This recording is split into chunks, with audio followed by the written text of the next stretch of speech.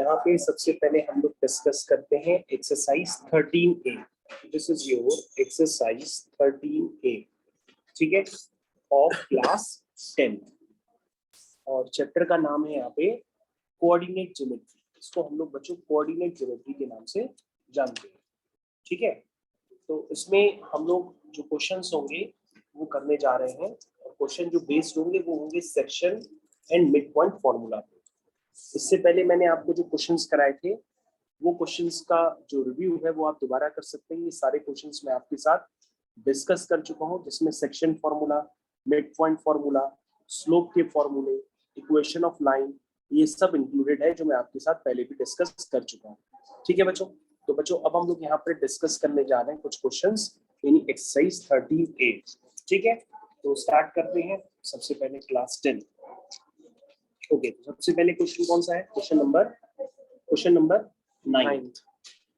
तो सबसे पहले क्वेश्चन नंबर 9 हम लोग देखते हैं उसमें क्या लिखा है।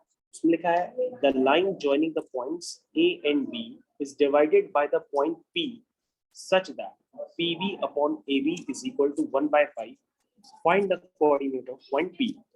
तो बच्चों सबसे पहले इस क्वेश्चन को अगर हम देखेंगे तो आपके पास एक लाइन सेगमेंट है, उसके दो पॉइंट्स पता है। ये पॉइंट है ए पॉइंट है -3, -10 और जो बी पॉइंट है बच्चों, बी पॉइंट है -2, 6। ये लाइन है डिवाइड करती है by the point P point से इसको डिवाइड किया जाता है सच दैट एक रिलेशन दिया है कि पीबी इज टू एबी। ध्यान से देखो बच्चों, ये रिलेशन बहुत ही खतरनाक है।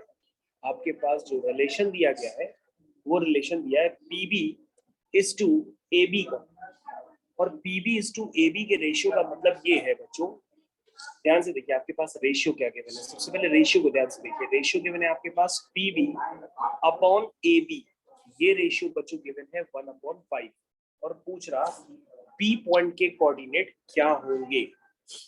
पी पॉइंट के कोऑर्डिनेट क्या होंगे ये बच्चों आपको समझना होगा।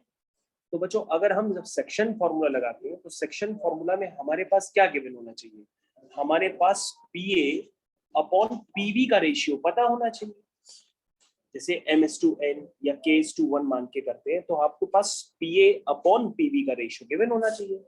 लेकिन यहाँ पे पीबी है, लेकिन यहाँ पर पीबी के साथ पीए नहीं गिवन है आपके पास। अगर आपके पास जो गिवन रिलेशन है उसमें पीबी है लेकिन पीए नहीं गिवन है, इसलिए यहाँ पे आपको थोड़ा सा सोचना पड़ेगा। एक काम कर लीजिए, सबसे पहले आप दोनों तरफ रेसिप्रोकल कर लीजिए। क्या कर लीजिए? रेसिप्रोकल। तो ये बन जाएगा ए बी। ध्यान से देखिएगा बच्चों, यहाँ पे हम इसको समझा रहे हैं ताकि रेशियो आपको नजर आने लगे। तो सबसे पहले लिखिए A B upon P B, इसको लिख लीजिए, ये 1/5 है।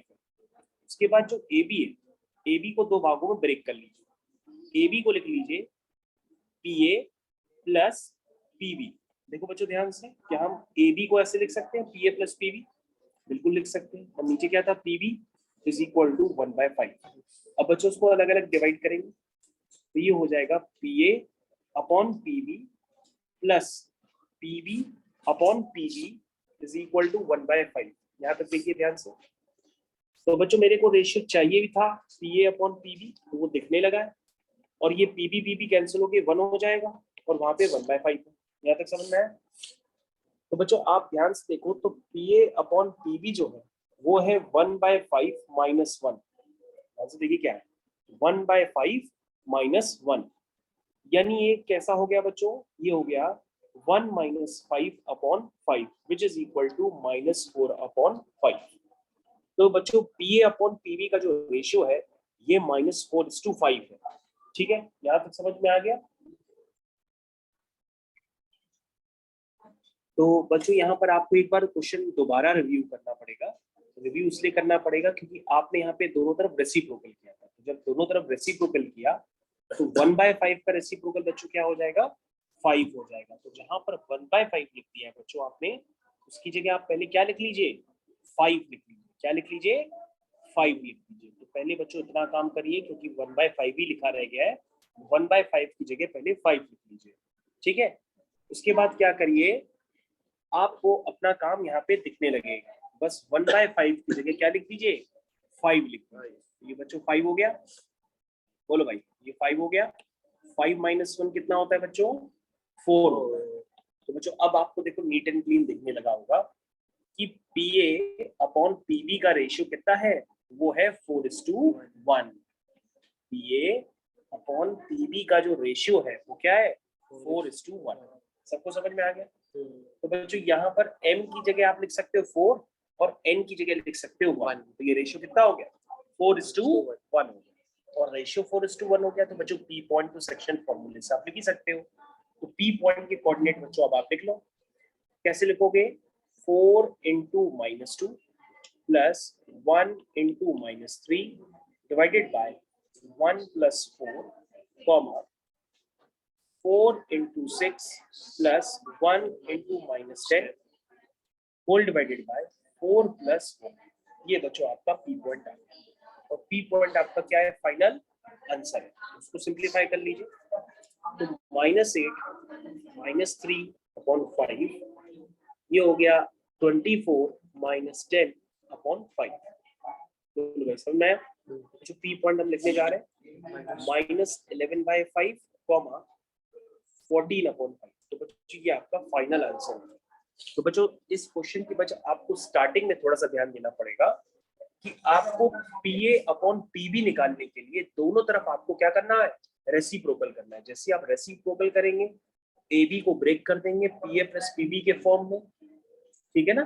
AB को आप ब्रेक कर देंगे PA प्लस PB के फॉर्म में, फिर डिवाइड कर देंगे तो आपके पास रेशियो PA/PB का आ जाएगा which is equal to 4:1 और आपका एग्जैक्ट आंसर मैच करने लगेगा। ठीक है, नेक्स्ट क्वेश्चन, क्वेश्चन नंबर 10। हाँ 10th क्वेश्चन। 10th क्वेश्चन में क्या लिखा है बच्चों? पढ़ते हैं। लिखा है if P is a point on the line joining A and B। तो बच्चों फिर से हम लिख देते हैं यहाँ पर, ये आपकी लाइन है। P is a point on the line joining A and B। तो बच्चों ये A पॉइंट हो गया और ये B पॉइंट हो गया। तो A पॉइंट है 4,3, B पॉइंट है -2,6। P is a point on the line joining this। अब बच्चों आपके पास एक रिलेशन दिया है कि 5AP जो इक्वल है वो 2BP के इक्वल है। तो अगर आप ध्यान से देखिए तो ये P हो गया आपका, तो यहाँ से AP अपॉन BP आप क्या लिखेंगे? BP के साथ 2 है और AP के साथ 5 है। तो इस रिलेशन को आप ऐसे भी लिख सकते हैं, तो क्रॉस मल्टीप्लाई करेंगे तो वही आ जाएगा। तो बच्चों AP इज टू क्या गिवन है? BP या PA इज टू PB लिखिए, चाहे AP इज टू BP लिखिए, एक ही बात है। तो ये वैल्यू कितनी है? 2:5। कितनी है? 2:5। तो बच्चों P पॉइंट निकाल सकते हैं, सेक्शन फॉर्मूले से निकाल लीजिए। कैसे निकालते हैं? 2 into -2 plus 5 into 4 divided by 2 plus 5। इसी तरीके से बच्चों आपको y कोऑर्डिनेट लिखना पड़ता है। पहले x कोऑर्डिनेट लिखिए, 2 into 6 plus 5 into 4 divided by 2 plus 5, comma 2 into 6 plus 5 into 3 divided by 2 plus 5 हो गया। इसको सिंप्लीफाई कर लीजिएगा बच्चों, आपका आंसर आ गया। नेक्स्ट बताओ, ये next question, question number 30। Question number 13 में क्या कहना है हम लोग अब ध्यान से देखते हैं। क्वेश्चन नंबर 13 क्वेश्चन में गिवन है आपके पास एक ग्राफ, उस ग्राफ को हम लोग ने प्लॉट कर लिया है।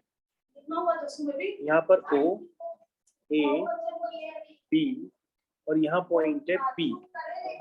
P पॉइंट है आपका 5, -4।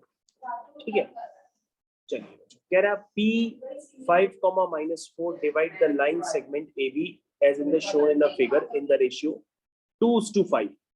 कैसे डिवाइड करता है? 2:5। तो बच्चों 2:5 ये बच्चों मैंने लिख दिया 2:5। ठीक है, तो PA is to PB मैंने लिख दिया 2:5। Find the coordinate of the point A and B given AP is smaller and AP is smaller than BP। ठीक है, मतलब AP छोटा है इसलिए मैंने वहां पे 2 लिखा है और BP बड़ा इसलिए मैंने 5 लिखा है। तो बच्चों आपको A और B के क्या निकालने हैं? कोऑर्डिनेट्स निकालने।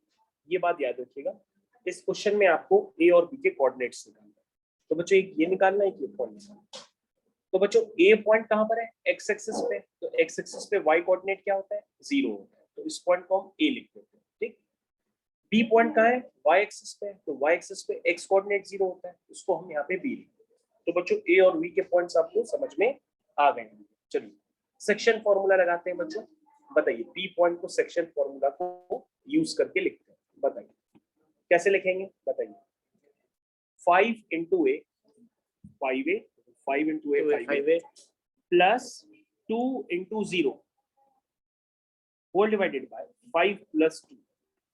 बोलो भाई समझ में है, 5 into A whole divided plus 2 into 0, इस तरह से आपका एक्स कोऑर्डिनेट लिखे, वाई कोऑर्डिनेट लिखते हैं, 5 into 0 plus 2 into B upon 5 plus 2। ये बच्चों मैंने सेक्शन फॉर्मूला से पी पॉइंट भी लिखा है। तो पी पॉइंट आपका आ गया 5a/7 कॉमा 2b/7। लेकिन बच्चों आप यहाँ पे ओरिजिनली ध्यान दोगे कि पी पॉइंट हमको पहले से ही पता है, तो पी पॉइंट की कोऑर्डिनेट है 5, -4। तो हम इस वैल्यू को कर देंगे 5 और इस वैल्यू को कर देंगे -4, तो आपके पास ए और बी निकल आएगा। तो जल्दी से करिए, तो इसको करना स्टार्ट करते हैं, कंपेयर करना। चलिए देखते हैं क्या लिखेंगे बच्चों कि 5a/7 किसके इक्वल है, 5 के, और जो 2b/7 वो इक्वल है -4। तो यहाँ से बच्चों कितना आ जाएगा, 5a = 7 × 5, यानी a = 7, और b पॉइंट निकालेंगे तो 2b = 7 × -4 हो जाएगा, यानी b कितना हो जाएगा, 7 × -4 / 2, तो कितना होगा -40। तो बच्चों ए और बी निकल आया। इसके बाद आपको पॉइंट्स लिखने थे, ए पॉइंट के कोऑर्डिनेट क्या थे, a,0 यानी कि 7,0, और बी पॉइंट कोऑर्डिनेट है 0,b यानी 0,-40। तो बच्चों आपका क्वेश्चन खत्म। ध्यान से देखिए, आपका क्वेश्चन पूरी तरह से फिनिश हो चुका है, आपका क्वेश्चन पूरी तरह से फिनिश हो चुका है। सब बच्चे यहाँ पर ध्यान दे प्रॉपर। चलिए देखिए हो गया। Next question,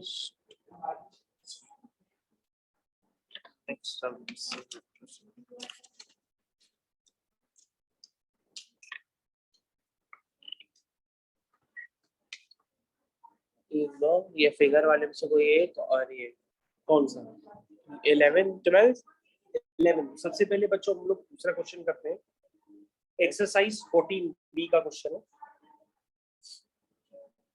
exercise 14b।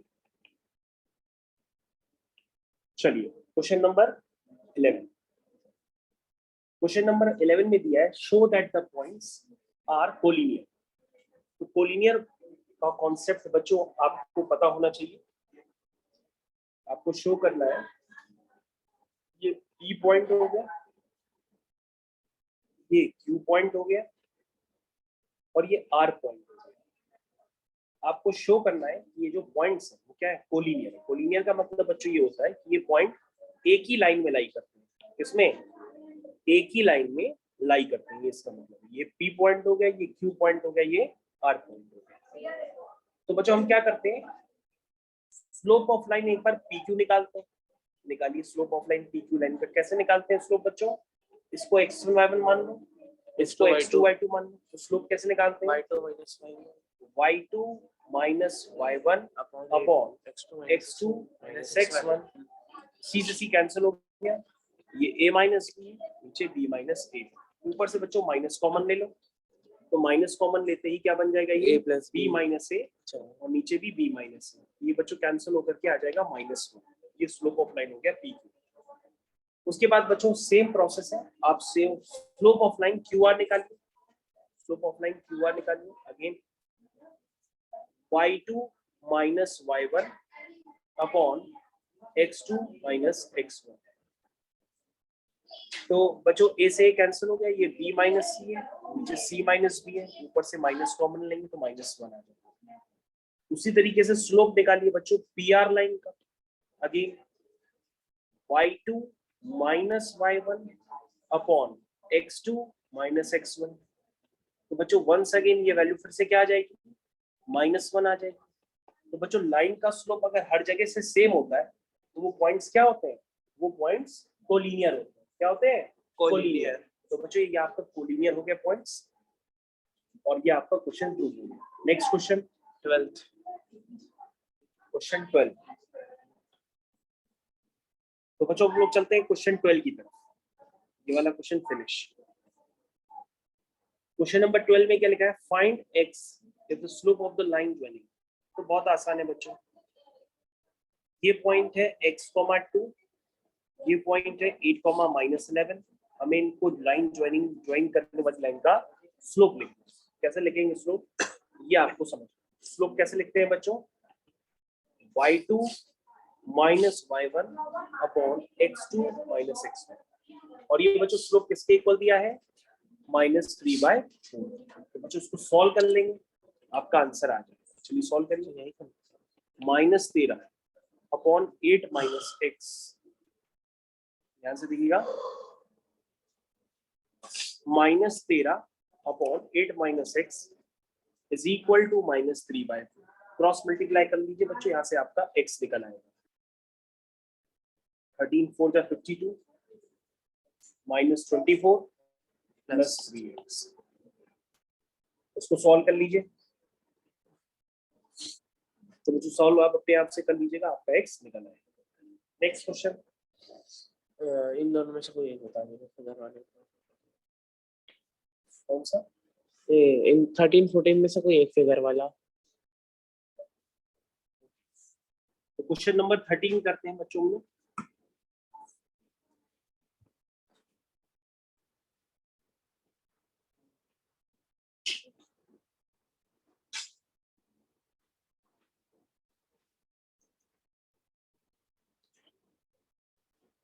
Question number 13 क्या लिखा है?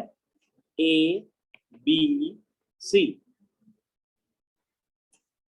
लिखा है the side AB of an equilateral triangle ABC is parallel to x axis.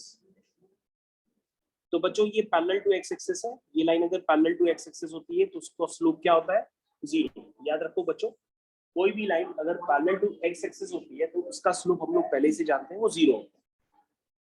और ये लाइन बच्चों कितना एंगल बना रही है? 60 डिग्री। क्या बना रही है? 60 डिग्री। तो इस लाइन का स्लोप भी हम लिख सकते हैं। स्लोप क्या होता है? tan थीटा, यानी tan 60 डिग्री। और tan 60 डिग्री क्या होता है? √3। ये वाला एंगल बच्चों कितना है? -60। इसका डायरेक्शन बदल गया, तो फिर से n लिखेंगे। m इज इक्वल टू, ये स्लोप लाइन हो गया BC का, और ये हो गया AC का। ये हो गया tan ऑफ -60। tan ऑफ -60 होता है -tan 60, और tan 60 की वैल्यू होती है √3, तो ये हो जाएगा -2। तो बच्चों तीनों लाइंस के स्लोप निकालना है। जो x एक्सिस के पैरेलल है उसका स्लोप होगा 0, और AC का स्लोप tan थीटा से, और BC का स्लोप भी मैंने tan थीटा से मेजर कर लिया। हो गया। Next question. ये वाला 15।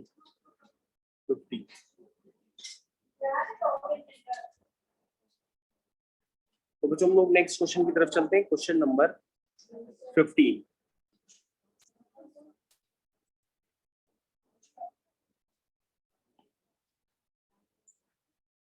क्वेश्चन 15। क्वेश्चन 15 में क्या गिवन है? आपके पास पॉइंट्स है ABC, ट्रायंगल के वर्टिसेस है, तो आप बना लीजिए ABC। A, B और C। चलिए, A पॉइंट है 5,4, B पॉइंट है -3, -2, और C पॉइंट है 1, -8। ये वर्टिसेस है ट्रायंगल के। आपसे स्लोप पूछा जा रहा है ऑफ एल्टीट्यूड AB। AB के एल्टीट्यूड का स्लोप। AB का एल्टीट्यूड समझ रहे हो? यानी AB पे डाला गया परपेंडिकुलर, AB पे डाला गया परपेंडिकुलर, उसका स्लोप बताना है। तो बच्चों पहले क्या बताया था मैंने कि पहले हम AB का स्लोप निकालते हैं। तो AB का स्लोप बच्चों जल्दी से निकालिए। पहले कैसे निकालते हैं? किसी को भी x1 y1 x2 y2 late कर लीजिए। y2 minus y1 upon x2 minus x1।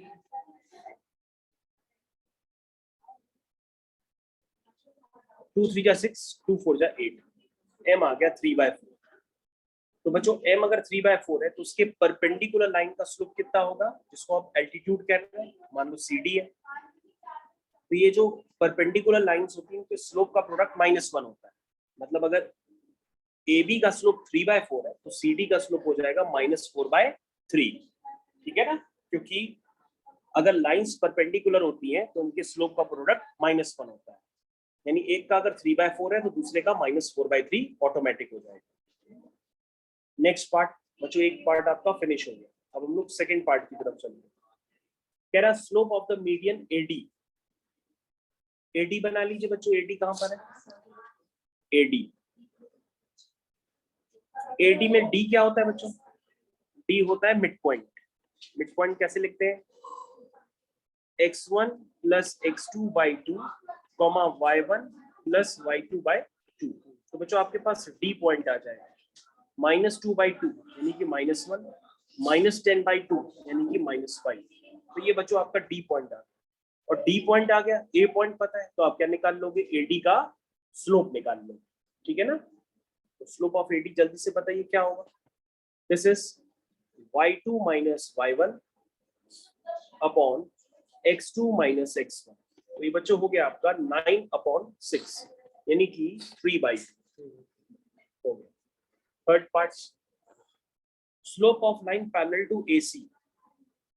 तो बच्चों जो AC का स्लोप होगा वही उसके पैरेलल लाइन का स्लोप होगा।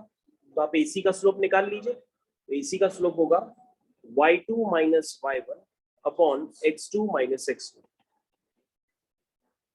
यानी कि कितना आया, 3। यानी थर्ड पार्ट का जो आंसर है वो 3 हो जाएगा, क्योंकि AC की पैरेलल लाइन का स्लोप भी 3 होगा। अगला बताओ। बस बच्चों सारे क्वेश्चंस आपके मैंने कर दिए, तो आप इन क्वेश्चंस को दोबारा जरूर रिव्यू कर लीजिएगा और अपनी स्कूल से जो रिवीजन शीट मिली है उसको जरूर लगा लीजिएगा। ठीक है बच्चों, ये सारे क्वेश्चंस हो गए। आपको सेक्शन फॉर्मूला पे बेस्ड क्वेश्चन पता होना चाहिए। ये पता होना चाहिए लाइंस अगर पैरेलल है तो उनके स्लोप इक्वल होते हैं, लाइंस अगर परपेंडिकुलर होती हैं तो उनके स्लोप का प्रोडक्ट -1 होता है। तो ये सारे कॉन्सेप्ट्स मैंने आपको बता दिए।